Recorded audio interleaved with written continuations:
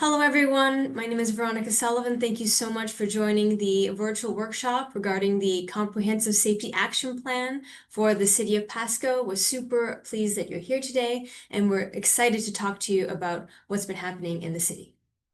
So for our instructions at the bottom of your screen, you should be able to see a couple buttons at the bottom black bar. There is raise your virtual hand. Moderators will call on each person to unmute. There'll be a 4-minute limit per commentator. Will be enforced to capture as many comments as possible. And if you only speak Spanish, please raise your hand now.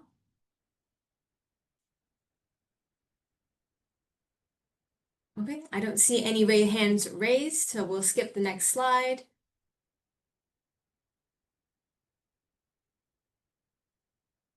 At the bottom of your screen, you'll see 3 buttons. On the one on the far right is the Q&A question box.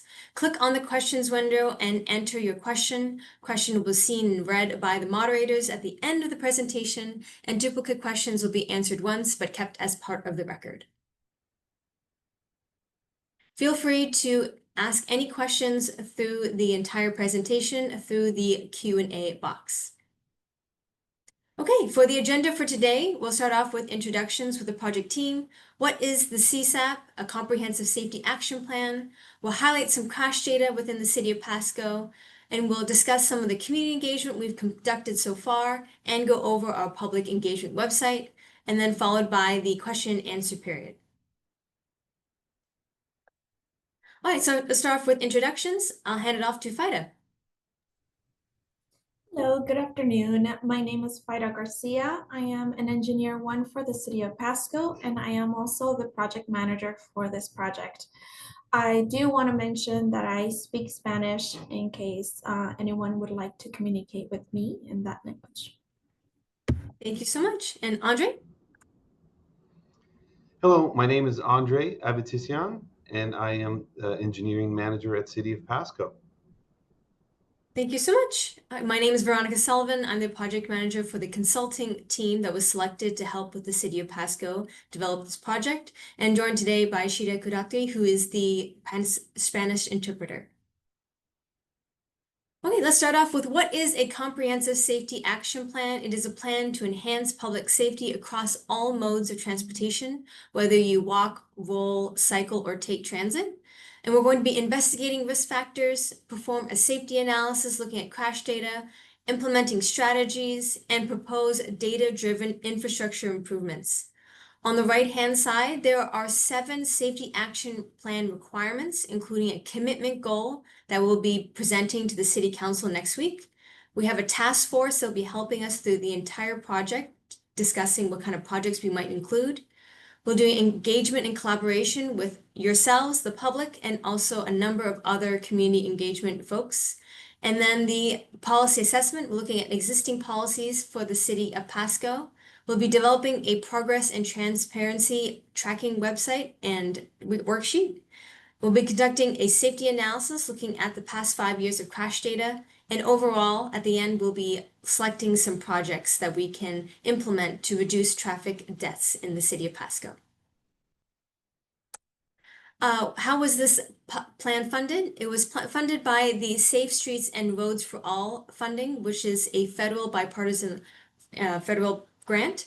They received a planning funding to develop a comprehensive safety action plan, also known as a CSAP, with the key goal of securing implementation grant for initiating projects. As Safe Streets and Roads for All, also known as SS4A, has about $1 billion each year, and the last year is next year, 2026. Throughout the entire project, we'll be talking to our CSAP Technical Advisory Committee that includes the police department, fire department, street lead maintenance, and folks from the public works, including Andre and Vida. So before we start highlighting crash data, we'll start talking about the crash severities. There are 5 types of crash severities. The most severe is fatalities. Fatalities involve a death within the first 30 days of a collision, followed by a suspected serious injury, which is an injury that results in broken bones, dislocations, severe lacerations, or burns. It requires someone to go to the hospital, but not death. For the third type is the suspected minor injury, which is a collision that results in other visible injuries such as minor lacerations, cuts or bruising or rashes, followed by possible injury, which is a non-visible pain or injury such as limping or soreness, and then property damage only, which is just where a collision without any complaint of pain, where only property damage to the vehicle or another object is apparent. So for this particular project, we'll be focusing on fatal and serious injuries since those are the most severe types of crashes. So if we look at the crash data throughout the city of Pasco, you can see on the top chart that shows the number of crashes throughout the city of Pasco from 2015 all the way to 2024. You can see it varies from 775 in 2015 all the way up to 991 in 2023. But you can see the overall trend is increasing over the past 10 years. The bottom chart you can see there is the fatal and serious injury crashes, which are the two type of crashes that are most severe. You can see that it has fluctuating between 2015 and 2024, between 12 crashes in 2015 to 29 in 2022. But the overall trending is upwards, and we definitely want to think about how do we get it trending downwards. This map shows the number of fatal and serious injuries between 2020 and 2024 for our streets. Our study corridors include city maintained streets. So right now it's not including Highway 12, 182, or 395. You can see that there is a number of fatal crashes which show in black triangles in the downtown area and various other areas in the city of Pasco. And the red circle dots are the locations of serious injury crashes that have occurred in the past 5 years. For the top 12 crash types in the city of Pasco, here we're just showing the fatal and suspected serious injuries. The number one crash type is entering at angle, where vehicles are likely going to be entering at an intersection with an angle, all at a 90 degrees, also known as T-bone kind of crashes, followed by vehicle going straight and hitting a pedestrian. Then left turn crashes and petacyclists or cyclists is number 4, followed by parked. You can see the various other types of crashes, including vehicles turning left, hitting a pedestrian, vehicle overturning, which a vehicle overturns usually in an area where a vehicle gets into some sort of a ditch or gully. And then utility pole, trees, or stumps, those are also different types of crashes that have occurred that resulted in a fatality or a suspected serious injury. The fatal crashes are shown in a dark red, and the suspected serious injuries are shown in orange. The next slide shows the contributing circumstance. So this is what is listed when the police officer writes down their checkboxes for their crash report. They also do contributing circumstance, in particular why is a crash occurred. The number one reason would likely be did not grant a right-of-way to vehicle. The right-of-way is the line where the property, between properties. So the right-of-way is usually the road or a driveway. Number 2 is under the influence of alcohol. So alcohol is, and number 2, contributing circumstance when it comes to fatal and serious injury. That's something that we definitely have more control over and hope that to provide more education and awareness. Number 3 is disregard traffic signs and signals. Number 4 is did not grant right-of-way to non-motorists. Non-motorists are pedestrians and cyclists, those who are not within a vehicle. And 5 is other contributing circumstance not listed within the checkboxes within a crash report. What's really important I wanted to mention is number 6, exceeding reasonable safe speed. You can see that one and exceeding stated speed limit, there is a high number of suspected serious injury and fatality crashes within the city of Pasco in the past 5 years. So these are kinds of things that we do have some sort of influence on and something that we can do as a community to help reduce. What are some potential improvements based on the crash types? We've listed some here just for some ideas. Entering at angle, we can add medians, we can reduce the number of driveways, For pedestrian involved, we can actually separate facilities such as sidewalks or adding more crosswalks at designated areas. We can also, for left turn crash types, we can add protected left turn lanes.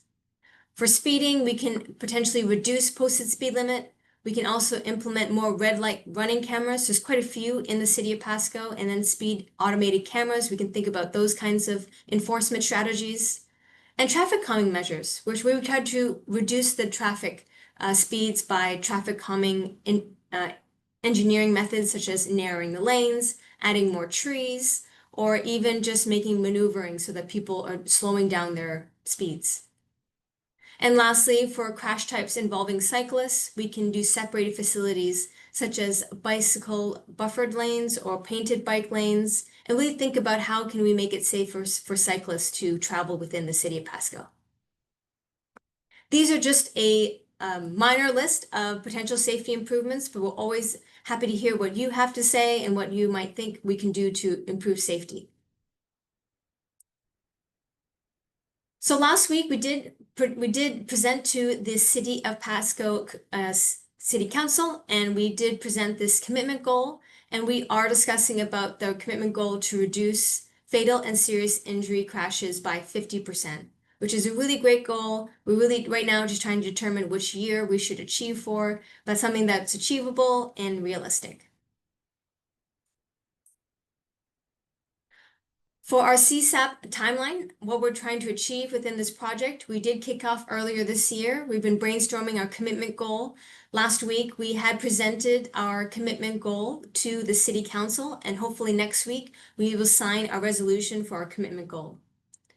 In the fall, we hope to brainstorm potential safety improvements and host one more open house event in person. We hope that you attend and keep track onto our website.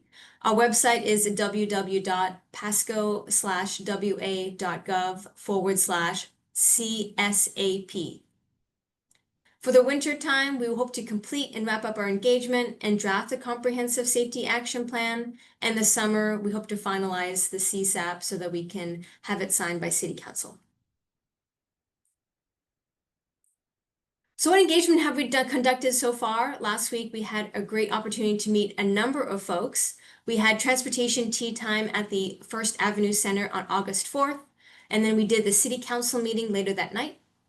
On August 5th, we conducted a great open spot at National Night Out with our fire and police chiefs and the Pasco Ben Franklin Transit as well. Quite a number of folks there. We talked to over 100 people. It was really fantastic to hear your ideas.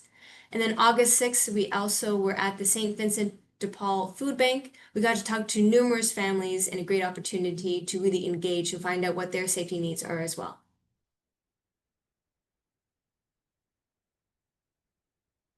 We also have a website. On the City of Pasco webpage at the very bottom, we have city news where you can stay up to date. You can click on Join the Movement, help improve safety in the City of Pasco for clicking on the Comprehensive Safety Action Plan. On this webpage, you can see our upcoming events. And then at the top, you can say, click here to visit our engagement website. If you click on that box, it will open up a new page called the City of Pasco Comprehensive Safety Action Plan. At the bottom of the screen, you can see quite a number of options to register. Tomorrow, we are having another virtual workshop at 6 p.m. We have a document library where you can download a number of documents, including this workshop slides and the City Council slides as well.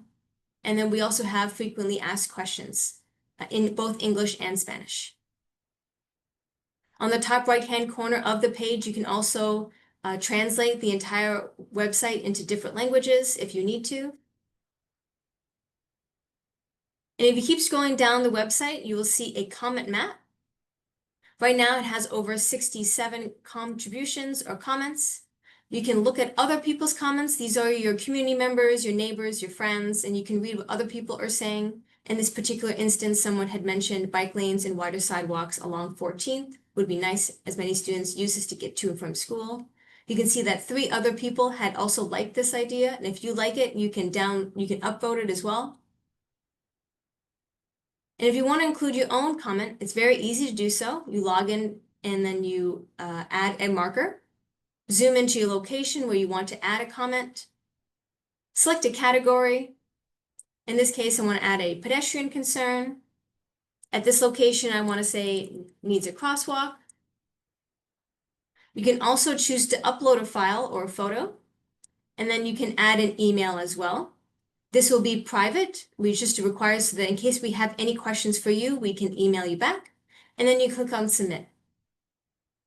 Below the comment map, we also have a survey. I highly recommend you take about 5 minutes just to fill out this survey. We've had quite a number of people to fill out the survey, but it really helps us understand what are your safe travel patterns and how can we improve safety in the city of Pasco.